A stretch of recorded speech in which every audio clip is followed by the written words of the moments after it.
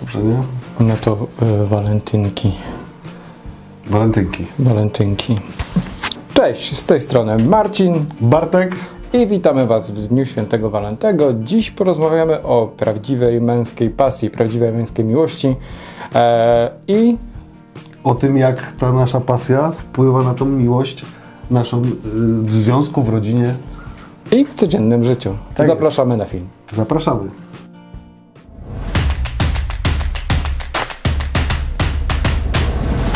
Marcin, od jakiegoś czasu już z nami nagrywasz filmy. Wcześniej też oczywiście już zaistniałeś na YouTubie.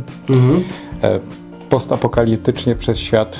Tak jest. To jest Twoja pasja, ale zanim pewnie powstał kanał, to już gdzieś były jakieś zalążki właśnie tego, co potem zacząłeś pokazywać. Wiesz co, no na pewno tak, gdzieś od wczesnych lat gdzieś tam się interesowałem. Lubiłem łono natury, lubiłem jakieś takie rzeczy związane z aktywnością. Na pewno jak każdy chłopak, wszystko co strzela, co jest ostre. Gdzieś No na tak. pewno zawsze mi się to podobało. Jako dziecko, jako dzieciak biegałeś po lesie z patykiem, udając wojnę. Robiłem jakieś tam łuki, proce, takie rzeczy się pojawiały, to chyba u każdego w moich czasach. Nie wiem jak teraz, dzieci raczej... Nie wiem jak teraz, raczej to bieganie po lasach przeniosło się do strefy cyfrowej. Dokładnie. Ja też biegałem jeszcze z patykiem po lesie i pamiętam kłótnie. Ja cię trafiłem, nie, to ja cię trafiłem. Tak, jakieś w ogóle podchody, nie podchody, różne jakieś takie gry terenowe. Na pewno też, no ja wiem, film Rambo na przykład jeden, który zobaczyłem w młodości, też gdzieś zwrócił moją uwagę w kierunku survivalu, takich właśnie rzeczy, sztuka przetrwania. Powiem Ci szczerze, że właśnie nóż typu Rambo. Tak. To było marzenie każdego chłopaka.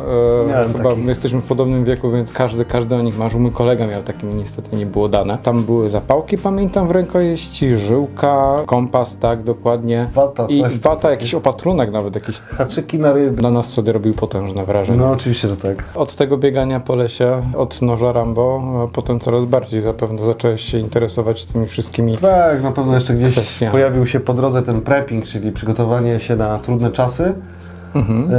Czyli to nie tylko jakiś tam sprzęt, zdolności, ale też robienie zapasów żywności, gromadzenie umiejętności, jakichś różnych takich rzeczy. Powiedz mi, jak to wyglądało, jak poznałeś swoją wybrankę? No bo wiadomo, walentynki są, tak więc muszę zadać to pytanie. Było dla niej zaskoczenie, że jesteś osobą, która zbiera sprzęt, jest przygotowana na najgorsze. Jaka była jej reakcja? Wiesz co, jak ja ją poznaliśmy się przez internet. I było nie w lesie. Nie w lesie.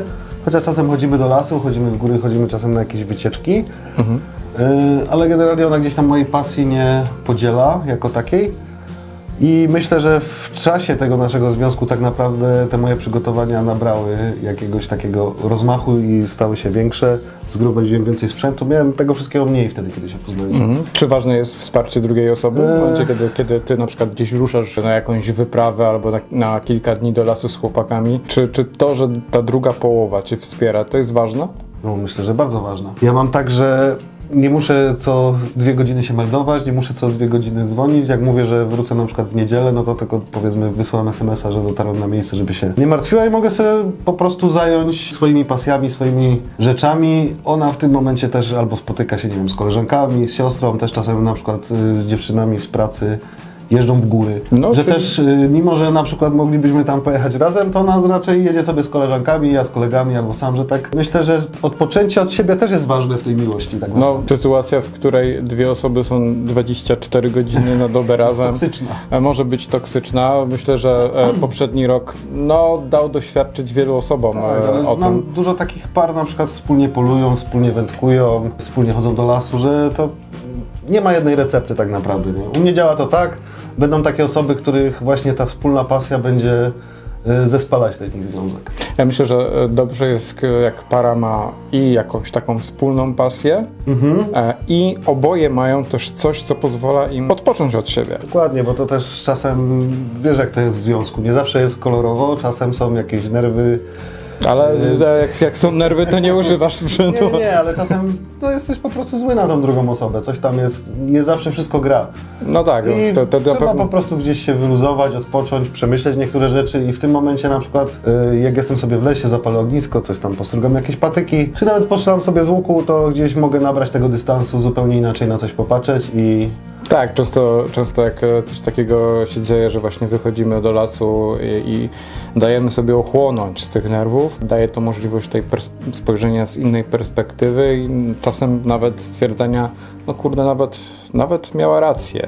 No tak, no. Co często ciężko przyznać przed tą drugą osobą, ale mimo wszystko tak jest. Zresztą tak to jest. nawet nie chodzi tylko o uczucia i związki, zawsze się mówi prześpij się i podejmij decyzję. Nie rób tego tak pochopnie, przemyśl sobie niektóre rzeczy i to tak jest, wiesz, złość, nerwy czy w ogóle emocje są złym doradcą tak naprawdę. Zapewne najlepiej w hamaku, tak? W hamaku tak.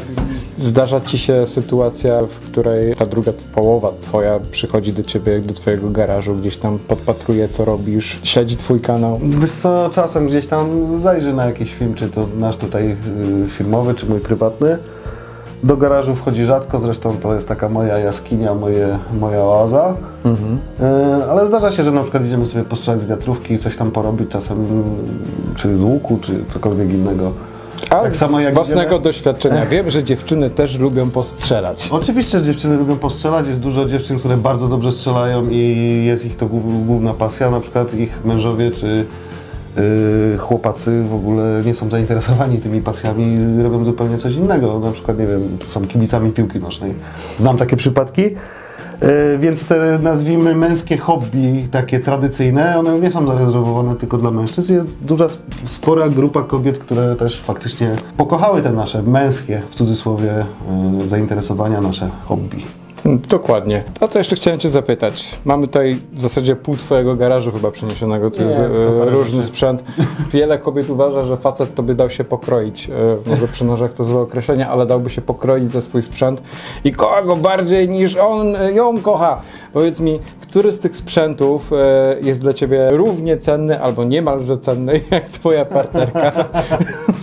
To jest niedobre pytanie, bo ona może oglądać ten film, więc może jej odpowiedzieć. No, okej, rozumiem. Dobrze, to zadam inaczej pytanie. Wiadomo, że twoja partnerka jest dla ciebie najważniejsza, ale tak naprawdę który z tych sprzęt darzysz największą sympatią? Chyba łuki tak darzę dużą sympatią, zresztą mam w sumie 3 takie porządne łuki i to jest tylko jeden z nich. Tylko bloczkowe, czy... Nie, mam też klasyczny łuk, niedawno sobie kupiłem i też sobie tam trochę inne też strzelam. No musimy się kiedyś wybrać razem gdzieś postrzelać. Tak. Dzięki mojej pracy też mogę służbowo być na strzelnicy, więc taka praca też łączona z pasją. Dużo takich sytuacji, tak samo odnowiłem dzięki pracy na przykład swoje zamiłowanie do Urbex Exploration. Mam okazję teraz gdzieś z latarkami właśnie Fenixa się wybrać, porobić jakieś zdjęcia, relacje na fanpage'a. Więc to też tak różne rzeczy po prostu lubię i wiesz, spędzane w terenie. Nie warto się określać tylko, że lubię to i robię tylko to i to. Często na przykład nasze lepsze połowy mówią, a po co ci 7 nóż, po co ci tam jakieś coś? Ale dużo razy na przykład u mnie zdarzało się Ale odpowiedź tak, jest prosta, słuchaj. 7 nóż mi jest po to, żeby bardziej cię kochać. O! Dlatego będę cię bardziej kochał. Wiele razy miałem tak, że padało pytanie, słuchaj, jadę gdzieś tam, może mi pożyczysz lornetkę albo dasz mi tam latarkę, jakąś nóż, kuchenkę turystyczną. Jednak się Że przydaje. z jednej strony też potrafi docenić to, że ty masz ten sprzęt i wiesz, można go po prostu korzystać razem, nie tylko, że to jest tak jak pytałeś o sprzęt, który najbardziej kocham, nie? Wiesz, to jest po prostu do korzystania, więc ona też sobie korzysta czasem z tych moich rzeczy. Dokładnie, także panowie, jeżeli wasze panie będą potrzebowały sprzętu, to wiecie, gdzie go możecie kupić, a potem możecie pożyczać swoim lepszym połowom. Lepszym, na pewno lepszym. Na pewno lepszym. No co, mamy dzisiaj walentynki, w zasadzie powolutku dobiegają końca, bo już godzina po 19. Wszyscy zapewne teraz gdzieś tam albo przy ogniskach, bo fajnie romantyczny klimat, albo w domowym zaciszu. My wam życzymy, żeby wasze uczucie nigdy nie wygasło między wami, właśnie z okazji Dnia Świętego Walentego, szczególnie to uczucie do tej drugiej połowy, jak również ta miłość do waszej pasji. I życzymy wam przede wszystkim, żeby wasza pasja nie przeszkadzała wam w miłości. Dokładnie tak. Aby miłość kwitła w waszym życiu. Niech rozkwitnie miłość. Dokładnie. No i tym optymistycznym akcentem będziemy kończyć nasz walentynkowy film. I do zobaczenia. Nie zapomnijcie zasubskrybować kanału. Przywalić z dzwona. I do zobaczenia w następnym odcinku. Cześć!